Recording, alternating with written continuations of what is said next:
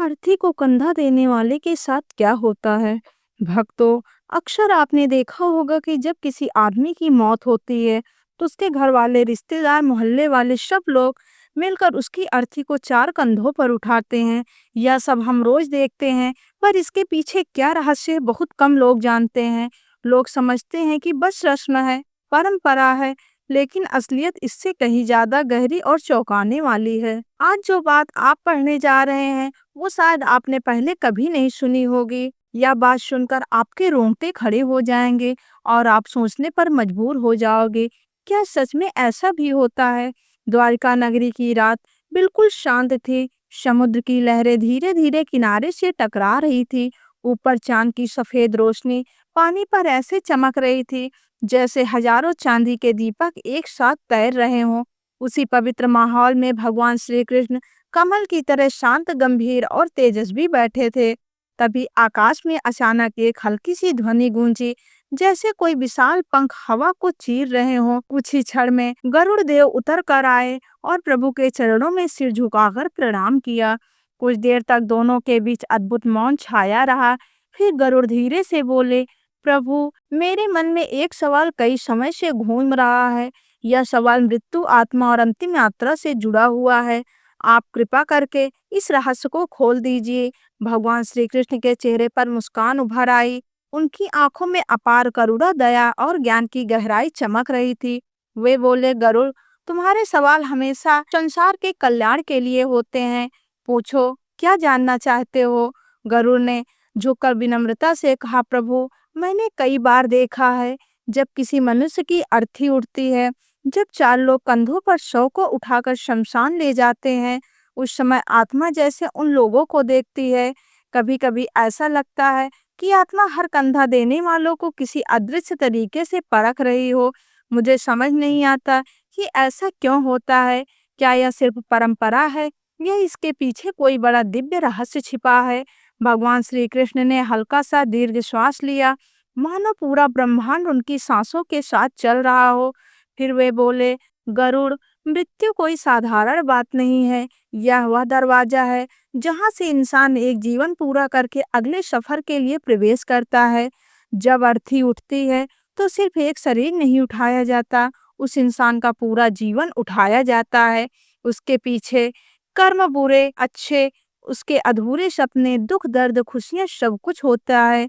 फिर उन्होंने कहा, जब शरीर को घर से बाहर ले जाया जाता है, तब आत्मा तुरंत जाती है। वह कुछ समय तक वहीं रहती है, अपने पुराने शरीर को देखती है, अपने परिवार को देखती है और अपने महत्वपूर्ण उन लोगों को देखती है जो उसे कंधा देते हैं।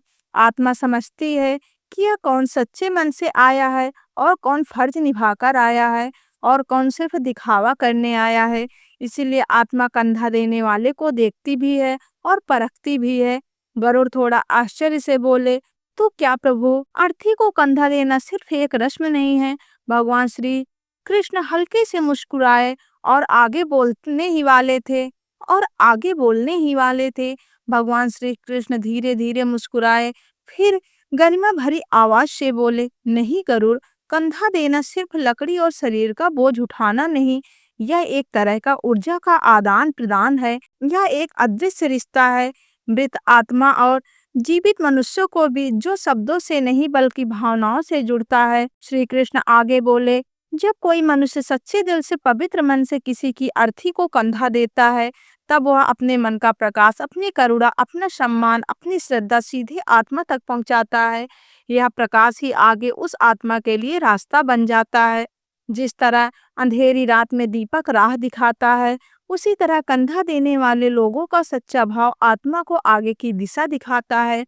गरुड़ आश्चर्य से बोले, प्रभु, क्या सच में इतना प्रभाव होता है? श्री कृष्ण मुस्कुराए और गरुड़ पुराण में लिखा है कि जिसने निस्वार्थ भाव से किसी को कंधा दिया, उसके 100 यज्ञों के बराबर पुण्य कमा लिया। 100 यज्ञों के बराबर पुण्य कमा लिया, क्योंकि यह काम सिर्फ शरीर से नहीं, दिल से होता है कि किसी को विदाई नहीं बल्कि उसके अगले जन्म की ओर उजाला देने जैसा है।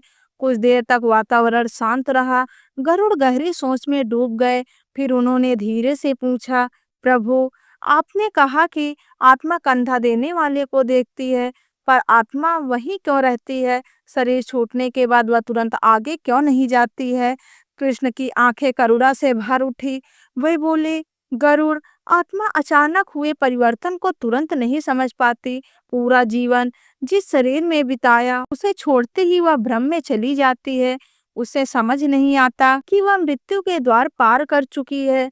जिसे राह चाहिए, दिशा चाहिए, और वही दिशा अर्थ ही देती है। जिसके चार कंधे केवल शरीर नहीं उठाते, आत्मा के लिए चार दीपक जलाते हैं।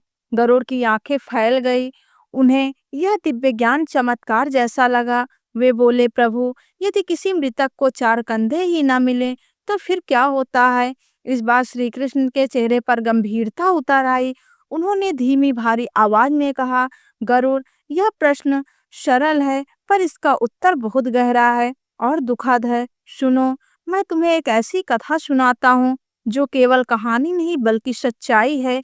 यह घटना पृथ्वी के एक युग में सचमुच घटी थी। फिर कृष्ण ने कहना प्रारंभ किया, बहुत समय पहले पाटिलपुर नगरी में धनी नाम राम का एक आदमी रहता था। नाम तो धनी राम था पर दिल से बिल्कुल निर्धन। धन का इतना अहंकार था कि उसके धर्म को पैरों तले कुचल दिया था वह ब्राह्मणों का अपमान करता, गरीबों को तिरस्कार से देखता, किसी की मदद नहीं करता, यहाँ तक कि अपने माता पिता का श्राद्ध तक नहीं किया करता। उसके जीवन में धर्म, दया, करुणा कुछ भी नहीं था। फिर श्री कृष्ण के स्वर में मिठास घुल गई।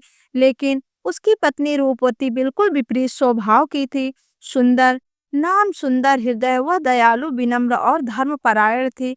मंदिर में सेवा करती, गरीबों को भोजन कराती, व्रत पूजा करती और अपने पति के अपवित्र धन से भी छुपकर दान पुण्य किया करती थी, क्योंकि उसे विश्वास था कि पुण्य ही पापों को गलाने की अग्नि है।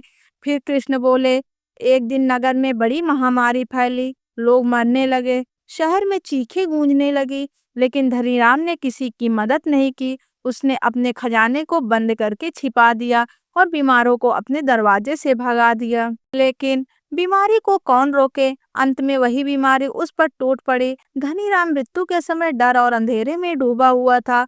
उसने चारों ओर छाया देखी पर सहायता को कोई न आया, क्योंकि मृत्यु के क्षण में मनुष्य के साथ सिर्फ उसके कर्म जाते हैं। गरुड़ ने गहरी सांस ली। प्रभु, उसके मरने पर क्या हुआ? कृष्ण ने उत्तर दिया, तभी असली रहस्य शुरू हुआ। जब धनीराम मरा तो नगर के लोगों ने उसकी अर्थी को कंधा देने से मना कर दिया। लोगों ने कहा, यह वही आदमी है जिसने कभी किसी का अंतिम संस्कार नहीं कराया, कभी किसी का सम्मान नहीं किया, कभी किसी भूखे की मदद नहीं की। आज इसकी आत्मा को कौन मार्ग देगा? रूपवती रोई, विनती की, हाथ जोड़े, पर शहर वालों का दिल नहीं पिघला। अंत में बहुत कोशिशों के बाद सिर्फ 3 कंधे मिले। यहीं से वह भयानक घटना शुरू हुई जो किसी ने पहले कभी नहीं देखी थी। चौथा कंधा देने वाला कोई नहीं मिला। अर्थी बीच रास्ते अटक गई। हवा जैसे अचानक भारी हो गई, पेड़ कांपने लगे और वातावरण में एक अजीब सी घुटन फैल गई। रूपवती हताश होकर खड़ी थी, उसकी आंखों में आंसू बह रहे थे। और तभी उसने देखा उसके पति धनीराम की आत्मा अर्थी के पास ही बुरी तरह व्याकुल होकर चक्कर काट रही थी। आत्मा काले धुएं से घिरी थी, जैसे किसी अदृश्य बेड़ियों ने जकड़ी हो। रूपवती का दिल दहल गया। उसे लगा जैसे आत्मा कुछ कह रही हो, जैसे वो मदद की पुकार लगा रही हो, लेकिन आवाज सिर्फ हवा में कंपन बनकर गुम हो रही थी। गरुड़ घबराए और बोले, प्रभु, क्या ऐसा सच में होता है? क्या आत्मा शरीर छोड़ने के बाद भी अर्थी के पास रहती है?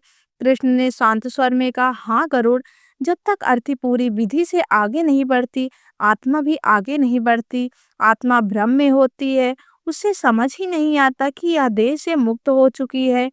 वह दिशा का इंतजार करती है, जैसे बच्चा अंधेरे में किसी का हाथ ढूंढता है।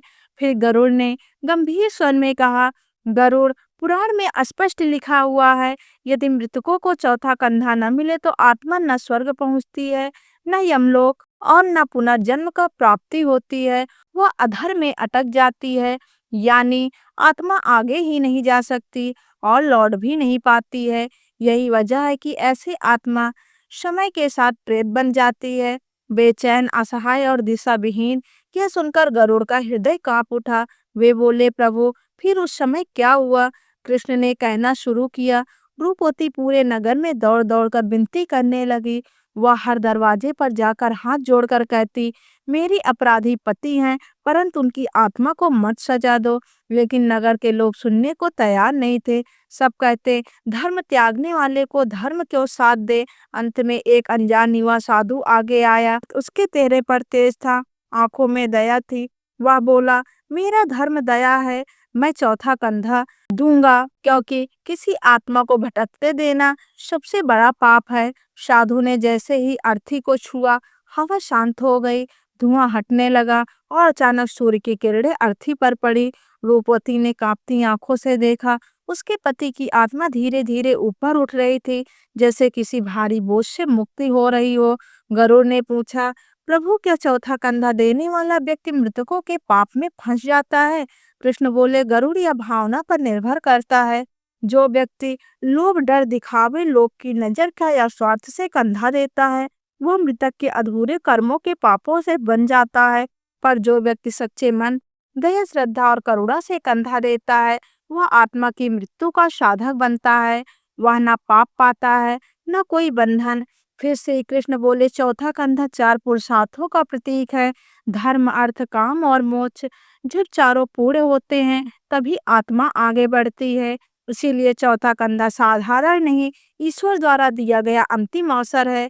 जैसे दीपक अंधेरे में रास्ता दिखाता है, वैसे ही चौथा कंधा आत्मा को दिशा देता है। गरुड़ ने फिर पूछा, प्रभु क्या आत्मा संकेत देती है कि वह मुक्ति नहीं हुई? कृष्ण ने कहा, हाँ गरुड़, जब आत्मा बंधन में होती है तब संकेत मिलते हैं। अचानक तेज बारिश, अग्नि का बार बार बुझ जाना, अर्थी का गिर जाना, कंधा देने वाला बेहोश हो जाना, दाह संस्कार में बाधाएं आना, यह सब संकेत है कि आत्मा अभी मुक्ति नहीं हुई। मन में श्रद्धा और विस्मय एक साथ उमड़ पड़ा। वे बोले, प्रभु कंधा देना तो वास्तव में महान तपस्या हुई। कृष्ण मुस्कुराए, गरुड़, कंधा देना सिर्फ देह उठाना नहीं, यह आत्मा को उसके कर्मों में जाल से निकालने की मदद करना, यह उस अंतिम यात्रा में ईश्वर का कार्य पूरा करता है। इसीलिए कंधा श्रद्धा, शांति और पवित्र मन से देना चाहिए। अंत में श्री कृष्ण बोले, गरुड़, मृत्यु अंत नहीं है, यह एक रहस्य की शुरुआत है, और जो किसी आत्मा को सम्मान देता है, उसकी अंतिम यात्रा आसान करता है। वह मनुष्य भी जीवन में अदृश्य रूप से बल, प्रकाश और दिव्य संरक्षण पाता है। क्योंकि तुलसी मैया को लक्ष्मी का वरदान प्राप्त है, इसीलिए उनका आशीर्वाद मिलता है। इसके अलावा तुलसी माता को इस दिन थोड़ा सा कच्चा दूध अर्पित करें, इससे जीवन में सौभाग्य बना रहता है। मन में श्रद्धा और विस्मय एक साथ उमड़ पड़ा। वे बोले, प्रभु कंधा देना तो वास्तव में महान तपस्या हुई। कृष्ण मुस्कुराए, गरुड़, कंधा देना सिर्फ देह उठाना नहीं, यह आत्मा को उसके कर्मों में जाल से निकालने की मदद करना, यह उस अंतिम यात्रा में ईश्वर का कार्य पूरा करता है। इसीलिए कंधा श्रद्धा, शांति और पवित्र मन से देना चाहिए। अंत में श्री कृष्ण बोले, गरुड़, मृत्यु अंत नहीं है, यह एक रहस्य की शुरुआत है, और जो किसी आत्मा को सम्मान देता है, उसकी अंतिम यात्रा आसान करता है। वह मनुष्य भी जीवन में अदृश्य रूप से बल, प्रकाश और दिव्य संरक्षण पाता है। नमस्कार दोस्तों, आप सभी का स्वागत है हमारे चैनल पर। दोस्तों, दिन भर की भाग दौड़ के बाद जब हम रात को सोते हैं तो हमें लगता है अब सब कुछ सुरक्षित है, लेकिन क्या सच में ऐसा होता है? क्या आप जानते हैं कि रात को कुछ चीजें खुली छोड़ देना घर में दरिद्रता, कलह, बीमारी और मानसिक अशांति को बुलावा दे सकता है? हमारे बड़े बुजुर्ग बिना कारण नहीं कहते थे, रात को सोने से पहले घर को समेट लो, नहीं तो लक्ष्मी रूठ जाती हैं। आज के इस वीडियो में मैं आपको बताऊंगी रात को कौन कौन सी चीजें खुली छोड़ना अशुभ माना जाता है, इसके पीछे शास्त्रीय कारण, वैज्ञानिक और मनोवैज्ञानिक वजह और कुछ सच्ची भी लगने वाली घटनाएं जो आपकी सोच बदल देंगी। इस वीडियो को अंत तक जरूर देखिए, क्योंकि आखिरी बात हर इंसान को जाननी चाहिए। दोस्तों, शास्त्रों में रात को तमोगुण का समय कहा गया है। रात का अर्थ है ऊर्जा का धीमा होना, वातावरण का शांत होना, सकारात्मक और नकारात्मक शक्तियों का सक्रिय होना। इसीलिए पूजा सुबह या शाम को होती है। बड़े फैसले दिन में लिए जाते हैं और रात को संयम और सावधानी रखी जाती है। रात को खुले चीजें ऊर्जा का रिसाव का प्रतीक मानी जाती हैं। घर का मुख्य दरवाजा लक्ष्मी और सुरक्षा का द्वार माना जाता है। रात को खुला दरवाजा मतलब सुरक्षा में कमी, नकारात्मक ऊर्जा का प्रवेश, नींद में भय और बेचैनी। बुजुर्ग कहते थे, दिन में दरवाजा खुला स्वागत है, रात में खुला दरवाजा निमंत्रण है, नकारात्मक शक्तियों के लिए। वैज्ञानिक कारण, चोरी चकारी का डर, मच्छर कीड़े, ठंडी हवा, नींद में असुरक्षा की भावना। धार्मिक दृष्टि से रसोई को अन्नपूर्णा माता का स्थान माना जाता है। नंबर 2, गैस सिलेंडर चूल्हा खुला छोड़ना। रसोई को अन्नपूर्णा माता का स्थान माना जाता है।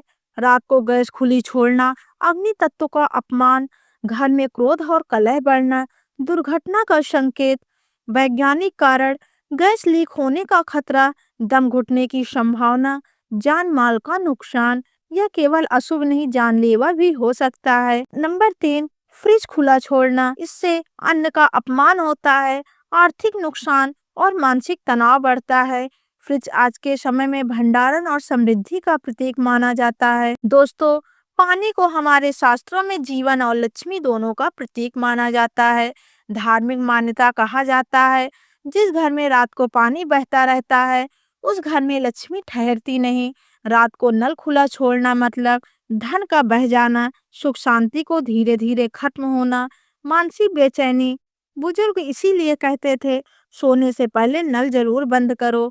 पानी की बर्बादी, सीलन और फंगस, बीमारियां और गंध। सुबह उठकर बहता हुआ पानी देखना मन को निगेटिव करता है। नंबर 4, दूध दही या अन्न खुला छोड़ना। दूध और दही चंद्र तत्व और शुद्धता के प्रतीक हैं। रात को इन्हें खुला छोड़ना नकारात्मक ऊर्जा आकर्षित करता है, घर के सदस्यों के मन में अस्थिरता लाता है। कहा गया है, खुला अन्न खुला भाग्य। वैज्ञानिक कारण, बैक्टीरिया, कीड़े मकोड़े। नंबर 5, झाड़ू बाहर या उल्टी रखनी छोड़ना। धार्मिक मान्यताएं, झाड़ू को लक्ष्मी का प्रतीक माना जाता है। रात को झाड़ू बाहर उल्टी रखी या दिखाई देने वाली जगह से यह सब दरिद्रता को बुलावा देता है। बुजुर्ग कहते थे, झाड़ू छुपा कर रखो वरना लक्ष्मी रूठ जाएंगी। नंबर 6, पूजा घर का दीपक बुझा देना। दीपक आशा, सुरक्षा और प्रकाश का प्रतीक माना जाता है। रात को बिना भावना के दीपक बुझा देना आस्था में कमी, मन में डर, नकारात्मक सोच। अगर दीपक बुझाना पड़े तो मन में धन्यवाद जरूर कहें। मान्यता, रात को सोते समय बिस्तर के सामने आईना नींद खराब करता है, भय और बेचैनी देता है। कहा जाता है, आईना ऊर्जा को लौटा देता है। वैज्ञानिक कारण, अंधेरे में परछाई भ्रम पैदा करती है। नंबर 8, टीवी, मोबाइल या लैपटॉप चालू छोड़ना। मानसिक प्रभाव, दिमाग शांत नहीं होता, नींद टूटती है, नकारात्मक खबरें अचेतन में जाती हैं। रात को स्क्रीन खुली छोड़ना मानसिक अशांति को बुलावा देता है। नंबर 9, जूते चप्पल उल्टे या बिखरे छोड़ना। जूते चप्पल बाहर की गंदगी, उल्टे जूते घर में अशांति, बहस और क्रोध। इसीलिए सोने से पहले जूते चप्पल सीधे करके सोना चाहिए। नंबर 10, मन और बातों को अधूरी छोड़ना। दोस्तों, सिर्फ चीजें ही नहीं, भाव भी खुले नहीं छोड़ने चाहिए। बिना माफी मांगे सोना, गुस्से में सोना, चिंता लेकर सोना, यह सबसे बड़ा अशुभ होता है। सोने से पहले की 5 शुभ आदतें। किचन चेक करें, दरवाजे नल बंद करें, धन्यवाद भाव से, मोबाइल दूर रखें, मन शांत रखें। एक बुजुर्ग महिला कहा करती थी, रात को घर समेटना दरअसल जीवन समेटना है। जिस घर में रात शांति से कटती है, वहाँ सुबह बरकत लेकर आती है। दोस्तों, अलमारी या तिजोरी धन, वस्त्र और सुरक्षा का प्रतीक होती है। कहा गया है, रात को खुली तिजोरी लक्ष्मी को विदा करने जैसा है। अगर रात को अलमारी खुली रहे, पैसे बिखरे हों, जेवर इधर उधर हों, तो यह संकेत माना जाता धन टिक नहीं रहा है, खर्च बढ़ रहा है, घर में असंतोष है। खुली अलमारी अव्यवस्था दिखाती है और अव्यवस्था मन को अशांत करती है। रात में तेज हवा और अंधेरा नकारात्मक ऊर्जा का वाहक माना गया है। इसीलिए बुजुर्ग कहते, दिन में खिड़की खुली शुभ और रात में सीमित। ठंडी हवा से सर्दी, मच्छर और कीड़े, नींद में खलल। दोस्तों, यह बहुत महत्वपूर्ण है। शास्त्र क्या कहते हैं? रसोई अन्नपूर्णा माता का स्थान माना जाता है। रात को जूठे बर्तन, गंदा चूल्हा, फैली हुई रसोई दरिद्रता का संकेत माना जाता है। कहा गया है, सोई रसोई लक्ष्मी रूठ जाती हैं। किताबें और कॉपी भी रात को खुली नहीं छोड़नी चाहिए। किताबें सरस्वती का स्थान होता है। रात को किताब खुली फटी हुई और जमीन पर तो पढ़ाई में मन नहीं लगता। यह बच्चों के लिए खास तौर पर अशुभ माना गया है। नंबर 15, कूड़ा कचरा घर में खुला नहीं छोड़ना चाहिए। ये नकारात्मक ऊर्जा को बढ़ावा देते हैं और इससे बीमारियां, झगड़े और भारीपन होता है। इसीलिए कहा गया, कचरा रात से पहले बाहर फेंके। बाल खुले रखकर सोना, रात को बाल खुले रखकर मानसिक अशांति और चिंता को बढ़ाता है। इसीलिए पुराने समय में महिलाएं रात को बाल बांधकर सोती थी। दोस्तों, सबसे बड़ा अशुभ नकारात्मक सोच है डर, चिंता, ईर्ष्या, गुस्सा। इन भाव के साथ सोना जीवन को धीरे धीरे खोखला कर देता है। सोने से पहले मन ही मन में कहिए, आज के लिए धन्यवाद, जो गलत हुआ उसे छोड़ता हूँ, कल अच्छा होगा। ये शब्द आपके अवचेतन मन को शांत करते हैं। एक गांव में एक दादी रोज कहती थी, बेटा, रात को चीजें बंद करना असल में परेशानियां बंद करना है। उसके घर में शांति थी, संतोष था और सादगी में सुख था। दोस्तों, यह वीडियो किसी के डर के लिए नहीं, जागरूकता के लिए है। याद रखिए, जो चीजें रात को खुली रहती हैं वही समस्याएं बनकर लौटती हैं। छोटी छोटी आदतें बड़ा बदलाव लाती हैं। अगर आपको यह ज्ञान उपयोगी लगा हो तो वीडियो को लाइक करें, शेयर करें अपनों के साथ, और ऐसे वीडियो के लिए हमारे चैनल को सब्सक्राइब करें और कमेंट बॉक्स में लिखिए, आज से आप कौन सी आदत बदलेंगे। तो दोस्तों, वीडियो को अंत तक देखने के लिए आप सभी का धन्यवाद।